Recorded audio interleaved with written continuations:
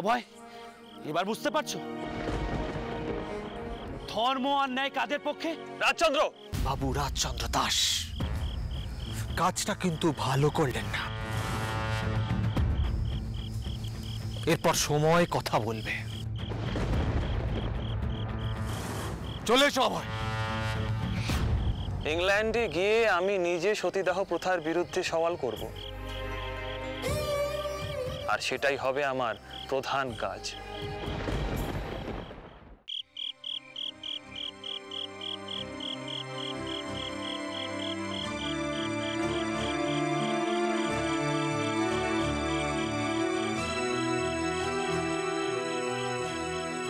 ও দিদি, এত রাত হয়ে গেল কিন্তু বরটাও তো এখনো ফিরলেন নি।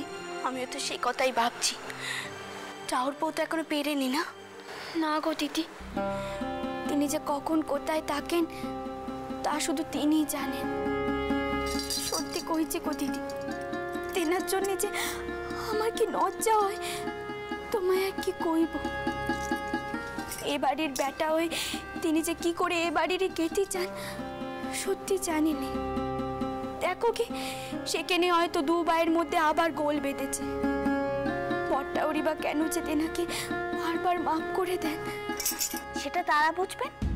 আর ভাই ভাই অমন একটু আধটু ঝগড়া হয়, আমি আর তুই তার মাঝখানে কেন ঢুকতে যাব বল দেখিনি?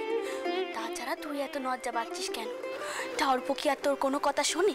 তুই তো আর তার ঠেকা নিয়ে বসে নেই। ছোট বৌমা, ও ছোট বৌমা, শুনলাম চন্দন নাকি এখনো ঘরে ফেরেনি। কত রেত হয়ে গেল, এত রেত অব্দি এমন করে বাইরে বাইরে তাকা। আমার বড় চিনতে হয় গো, কোনো বিপদ আপদে আবার না পড়ে। এমনিতেই ছেলে আমার নাওয়া খাওয়া ঘুম সবই ভুলেছে, আবার কোন ঝামেলার মধ্যে নিজেকে জড়িয়েছে কে জানে। ও সরোজ বউ, আমি বলি অভয় বাড়ি ফিরেছে? সে কি অভয় এখনো বাড়ি ফেরেনি? এত রেত হয়ে গেল, দু ভাই ঘরের বাইরে। আমার মন বড় কুকাইছে গো। জনার্দন তো আর আমাকে সে কপাল দেননি যে মনে মনে ভাববো দু ভাই একসাথে বাইরের হাওয়া খেতে গেছে।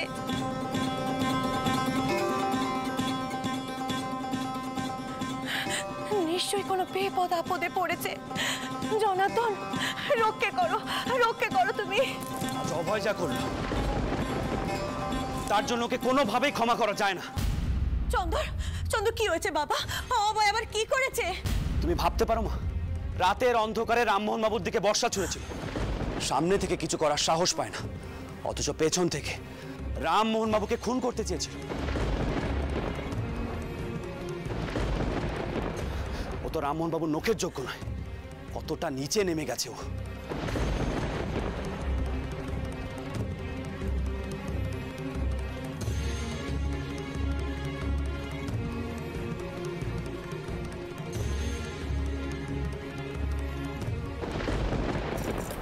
সরোজ বউয়ের সম্মুখে এমন করে ঠাকুরপুর নামে কথা কইলেন যে সে লজ্জা পেয়ে চলে গেল। একই সে ঠাকুরপুকে নিয়ে মরমে মরে তাকে সব বক্ষণ। বাবা চন্দর, আচ্ছা তেনার আঘাত টাঘাত কিছু না গেনি তো? না মা, আমি ঠিক সময় পৌঁছে গিয়েছিলাম। যাক বাবা, ঠাও রক্ষে করেছেন। ও চন্দর, হাই বাবা, এখানে একটু বস দেখিনি, বস, একটু মাথা ঠান্ডা কর, এত মাথা গরম করতে নেই বাবা। তুই যে বাইরে বাইরে কি করিস বাবা, আমার বড় চিনতে হয়। তুই যতক্ষণ পর্যন্ত না ঘরে ফিরিস মনখানা বড় অশান্ত হয়ে থাকে। এবার একটু মাথা ঠান্ডা করে এখানে একটু বস। ও ছোট বৌমা, চন্দরের মাথা গরম হয়ে আছে, যাও মা চন্দরের সাথে একটু কথা কও। আমি বরং এখন আসি। আপনি মাঝে মধ্যে এমন কাণ্ডি করেন যে বাড়ির সকলে আপনাকে নিয়ে চিন্তায় পড়ে যায়। রামমোহন বাবু যে ঠিক আছেন এই তো অনেক। মাথা ঠান্ডা করে একটু বসুন দেখিনি।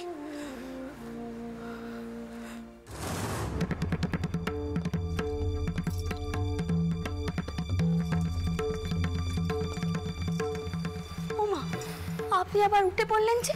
চলুন বসবেন, চলুন আসুন আমার সাথে, চলুন চুপটি করে এখানে বসুন। ওডি কলম দিয়ে গা হাত পা মুচিয়ে দিলে শরীরখানে একটু ঠান্ডা হবে। দেখো, আমার মাথায় এখন আগুন জ্বলছে, এসব করে কিছু হবে না। খুব হবে, আপনি আর একটাও কথা কইবেন না। আমি বুঝতে পারছি না অভয় কি করে রামমোহন বাবুকে। আহা, আবার সেই কথা বলছি না, আপনি কথা কইবেন না, একদম চুপ।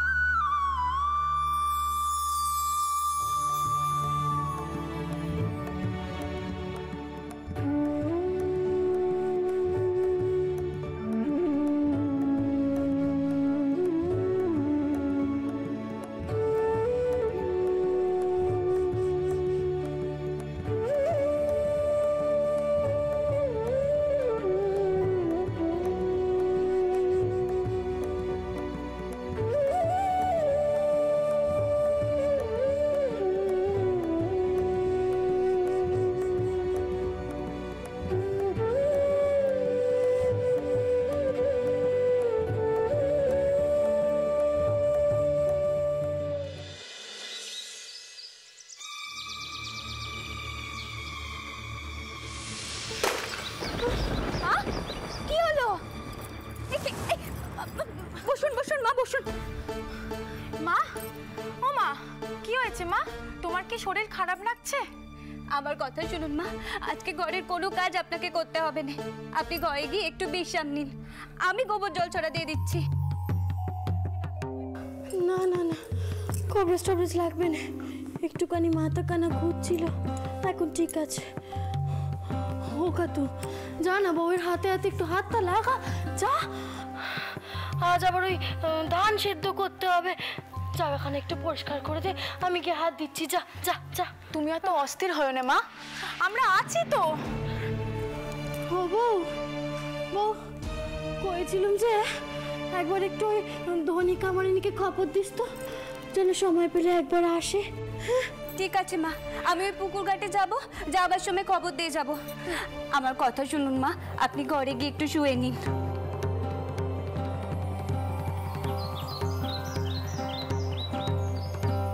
গাটা কেমন যেন গোলাচ্ছে, এমন মাথা ঘুরনি আর গা গোলানি তো এমনি সময় হয়নি। শেষবার হয়েছিল যখন রামেশ্বর হয়েছিল তখন। তাহলে কি তনিক আমার নিয়ে এলে ঠিক কথাটা বলতে পারতো, সে তো দাইয়েরও কাজ করে। আমি যাচ্ছি মা, যাবার পথে কামার বউকে খবরখানা দিয়ে যাব। ও বউ, এই নাও গো টকাম, কাল রাতে ঝড়ে পড়েছিল, আচার করো। সে ঠিক আছে, আমি তো তোমার কাছেই যাচ্ছিলাম, ওই মা তোমাকে একটু ডাকছে। তোমার কথা কইতে না কইতেই তুমি এসে গেলে। কি হয়েছে রে? তা সাত সকাল আমার ডাকা দেখি কেন? তো দেখি, এখানে এখানে বস, তোর সঙ্গে আমার কিছু কথা আছে, শোন বলছি। ও বউ, বউ বলছি যে তুই যা না আগে পুকুর ঘাটের কাজগুলো সেরে আয়, যা।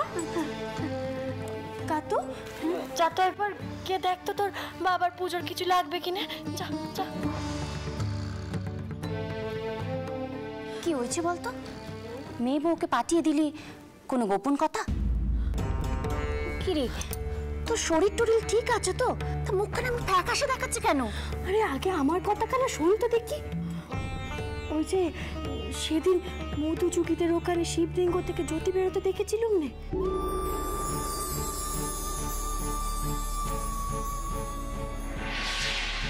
আর প্রত্যেকেই না আমার শরীরখানা কেমন একটা ভারী ভারী ঠেকছে। একটুখানি এই নারীটা পরীক্ষা করে দেখ না রে, কিছু অদ্ভুত লাগছে কিনা একটু দেখ না। সত্যি শিবলিঙ্গ দেখে কি কারো পা ভারী হয় নাকি? তুই না এসব বুঝবি না, ভালো করে দেখ না একটু। আচ্ছা এই বয়সে কি আর এসব হয়? একটু দেখ না। আচ্ছা বেশ বেশ বেশ।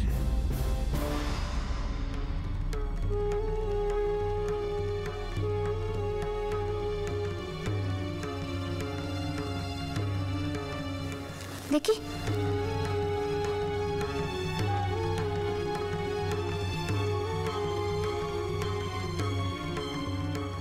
আমি ভুল দেখছি না তো?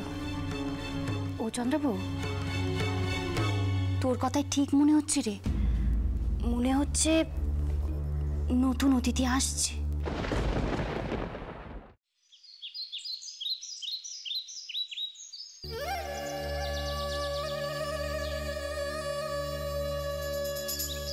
ছোট বউ। হ্যাঁ পিসমা, এবার কি আচার করলি? এবারে ওই একটু জলপাইয়ের আচার করলুম, বুঝেছেন? ওই পদ্ম তো খেতে খুব ভালোবাসে, তার মায়ের তো আবার এসব দিকে খেয়াল থাকেনি, সে তো নিজের খেয়ালেই ব্যস্ত।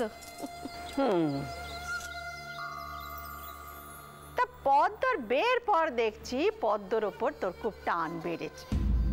বের আগে তো এমনটা দেখিনি। আপনি তো সব কিছুতেই আমাকে উল্টো বোঝেন।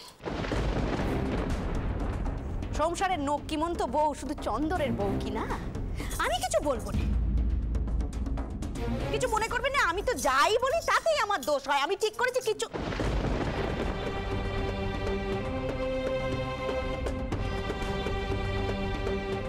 ওমা, এরা আবার কারা? তোমরা বাড়ির মধ্যে এরকম ঢুকে পড়লে কোথা থেকে এসছো? কি চাও? এই বংশী, সর্দার, কে কোথায় আছিস? শিগগিরই আয় তো। ছোট ছোট ছোট, দাঁড়া দাঁড়া, আমায় বলতে দে, দাঁড়া। তোমরা কোথা থেকে এসেছো ভাই? কর্তামা, কর্তামা আমাদের বাঁচান কর্তামা। কি হয়েছে ভাই? আমরা মকিমপুর থেকে এসেছি, গায়ে মহামারী লেগে গেছে। বাঁচান। কি মহামারী? কিছু মনে করো না, এসব মহামারী নিয়ে তোমরা এই বাড়িতে ঢুকলে কেন? মরতে আর কোথাও যাওয়ার জায়গা পেলে না? আমরা আপনাদের পেজা মা, গ্রামে তো থাকতে পারলাম না, তাই আপনাদের কাছে উঠে এলাম। এসব রোগ ভোগ নিয়ে এই বাড়িতে ঠাঁই মিলবে না। পিসমা, নোক ডেকে এদের দূর করে দিন না। আমাদের কথাটা একটু শুনুন। বৌরানী আমাদের চেনেন, আমরা ওনার সাথে দেখা করতে এসেছি। এদের কেমন চেনা চেনা ঠেকছে।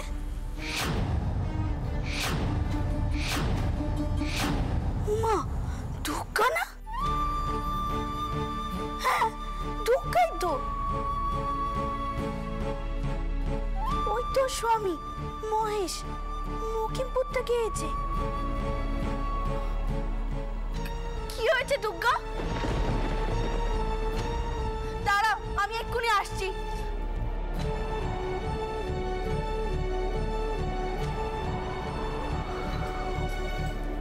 দুর্গা, বৌরানী, বৌরানী আমাদের বাচ্চা, বৌরানী আমাদের বাচ্চা। কি করছো? কি পা ধরছো কেন? ওটো ওটো বলছি, কি হয়েছে? কি বৌরানী, গ্রামে গ্রামে মহামারী লেগেছে বৌরানী, কাউকে বাঁচানো যাচ্ছে না, তুমি বাঁচাও সবাইকে। কিছু মনে করো না, বাঁচাবো বললেই তোর বাঁচানো যায়নি। এটা ছেলে পিলের ঘর, আর রোগ ভোগ কি জমিদার পেঁচাতে ভেদাভেদ করে নাকি? বউ, চন্দরকে ডাক, ও এসে যা হোক একটা কিছু করুক। উল্টাক মা, করিমা, ওরা আমাদের পেঁচা, ওদের ভালো মন্দের দিকটা তো আমাদেরকেই দেখতে হবে। বিপদে পড়ে ওরা আমাদের কাছে এসেছে, আমি পেরিয়ে দিই কি করে?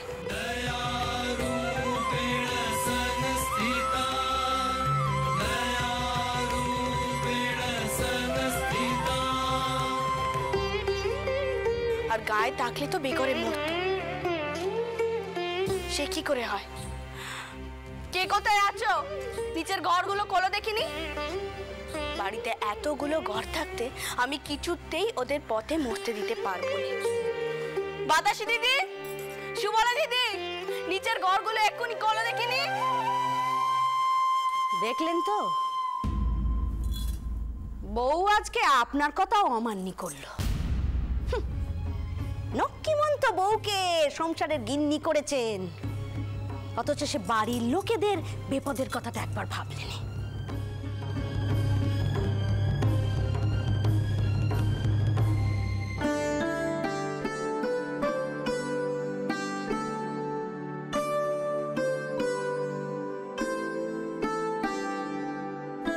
শুনছেন? আপনার সঙ্গে একটু কথা ছিল, চোখটা খুলবেন? কি কি এমন কথা বলো দেখি? পুজোর সময় এমন কি কথা যেটা না বলে থাকতে পারলে না? কি করব বলুন, এই কথাখানে আপনাকে না কয়ে যে থাকতে পারছি না। তিনি যে আসছেন। কে আসছেন?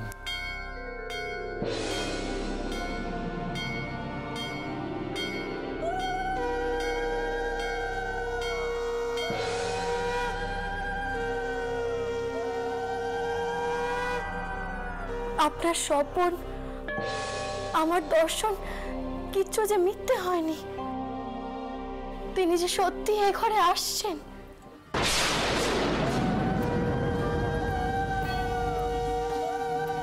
কি বলছো তুমি? এও সত্য? হ্যাঁ গো, তুমি নিশ্চিত তো?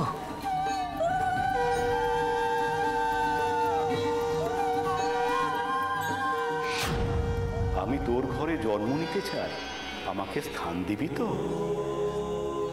তবে ঠাউর, তোমার লীলে শুরু হলো বলে তুমি ধরাধামে আসতে চলেছো ঠাউর। চন্দ্রবাবু, এই কথাখান এখনই কাউকে বলার কোনো প্রয়োজন নেই।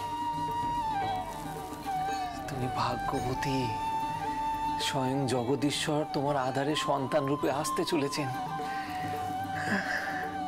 এই কলিযুগে তিনি আসছেন, এও কি সম্ভব?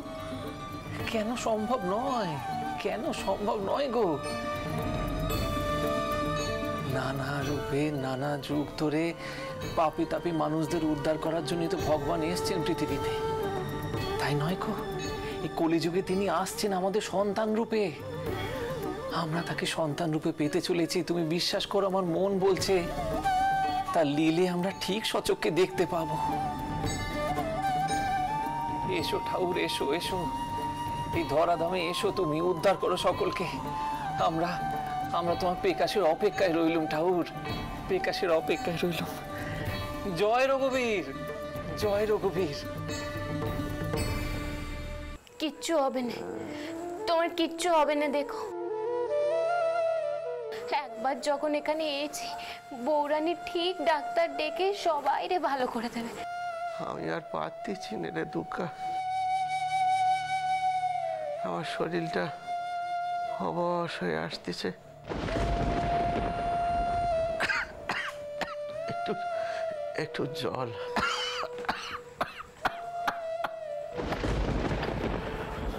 এই যে মেয়ে, দেখো ঘটিটা যেন আমার মিশে না যায়। আরে হ্যাঁ, তোমাদের সকলে খাওয়ার জন্যই কলা পাতা আসতেছে। খেয়ে এটো কলা পাতাগুলো ওই খিড়কি পুকুরের ধারে গর্ত করে ফেলে দিয়ে আসবে, চারিদিকে আবার ছড়িয়ে নে যেন। এটা হলো গিয়ে বড় লোকের ঘর। তোমাদের অনেক ভাগ্যি যে এ ঘরে ঠাঁই পেয়েছো, তা আবার নোক ব্যাধি নেই। সুবলা দিদি, তুমি এ কিভাবে কথা কইছো? ওরা তো এখানে বিপদে পড়ে এসেছে। আর দিদি তো ওদের এই বাড়িতে টাইতে ভালো কাজই করেছে। দেখো ছোট বউ, তুমি আর আমাকে কিছু কইতে এসো নে। এদের কান্ডিখানা তো তুমি জানো নে, সব কিছু একেবারে একাকার করে ছাড়বে। এই যে দুর্গা সকলে কাপড়ের সঙ্গে কাপড় ধুইছে। না না, আমি তো জল তুলে আলাদাই ধুইতে গিয়েছিল। ওর হঠাৎ এমন বমি শুরু হলো যে ওই শোন আবার বমি করতে লেগেছে। এবার আর কারো নিস্তার নেই, ছোঁয়াচ লেগে সবাই রোগে পড়বে। এখন আবার এদের পিন্ডি গেলাতে হবে। ওদের কারোর জন্য কাউকে কিচ্ছুটি করতে হবে না।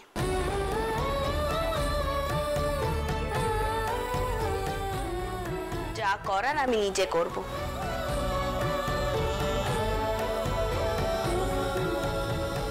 দিদি, এইসব তুমি কি করছো? তুমি একা এভাবে? বৌরানী, আমার কথা হয়তো তোমার খারাপ লাগতে পারে, কিন্তু আমি হক কথাই কইছিল। এরা এখানে থেকে, আমরা এখানে শুধু শুধু থাকতে আসিনি গো, নেহাত বড় বিপদে পড়েছি তাই।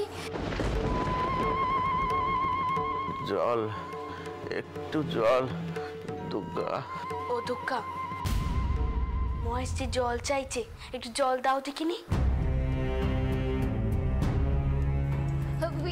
কি বৌরানি, এ কি করছো? ওটা যে ওর এটো।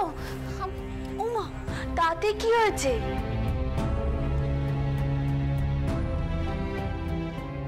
আমার আর এসব সহ্য হচ্ছে না চন্দর, সহ্য হচ্ছে না। বাড়ির কর্তারা গেছে বলে কি আমাদের কেউ গেরাজি করবে না?